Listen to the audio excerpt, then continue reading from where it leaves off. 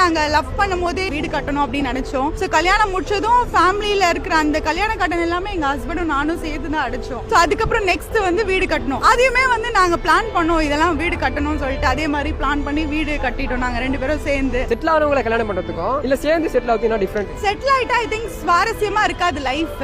சேர்ந்து நம்ம எல்லாமே பண்ணும்போது நெக்ஸ்ட் லைஃப்ல இது பண்ணலாம், ஓகே அதை நோக்கி நம்ம டெய்லி டிராவல் பண்ணும்போது குவைட் இன்ட்ரெஸ்டிங்கா தான் இருக்கும். அது அச்சீவ் பண்ற வரைக்கும் நம்மளுக்கு ஒரு இன்ட்ரெஸ்டிங்கா இருக்கும். வீட்ல வந்து ரொம்ப நிறைய வசதியான பையனா இருக்கணும், மிடில் கிளாஸ்லாம் வேண்டாம், நல்ல வசதியா இருக்கணும் அப்படிதான் எக்ஸ்பெக்ட் பண்ணாங்க. நான் அப்படி எக்ஸ்பெக்ட் பண்ணல. காலேஜ் முடிச்சுட்டு நான் வந்து ஒர்க் ஸ்டார்ட் பண்ணிட்டேன். சோ நான் ஏர்னிங் பர்சன் தான் அப்பவே. சோ எனக்கு வந்து பெருசா மணி இம்பார்ட்டன்ட்டா தெரியல. என்கிட்ட ஏர்னிங்ஸ் இருந்தது, நான் நல்லா ஜாலியா ஸ்பெண்ட் பண்ணி அப்படிதான் இருந்தேன். வசதி இருந்தா தான் சந்தோஷமா இருப்போன்றதே கிடையாது, என்ன இருந்தாலும் அதை வச்சு ஹாப்பியா இருக்கலாம் அந்த மாதிரி தான். இவங்களோட இருக்கும்போது ரொம்பவே இன்ட்ரெஸ்டிங்கா இருந்தது லைஃப். ஒரு ஏஜ் வரும்போது கண்டிப்பா கல்யாணம் பண்ணணும் அப்படின்னு நினைச்சாங்க. அண்ட் எங்க அப்பா தான் ஓகே லவ் மேரேஜா இருந்தாலும் இன்ட்ரெஸ்டிங்கா இருக்கும், அவங்க லைஃப் அவங்க கரெக்டா எடுத்துட்டு போவாங்கன்னு சொல்லி கான்ஃபிடென்ட்டா ஃபர்ஸ்ட் மூவ் எடுத்து வச்சது அப்பா தான். அப்பா தான் எல்லாத்துலயும் எதிரியா இருப்பாரு.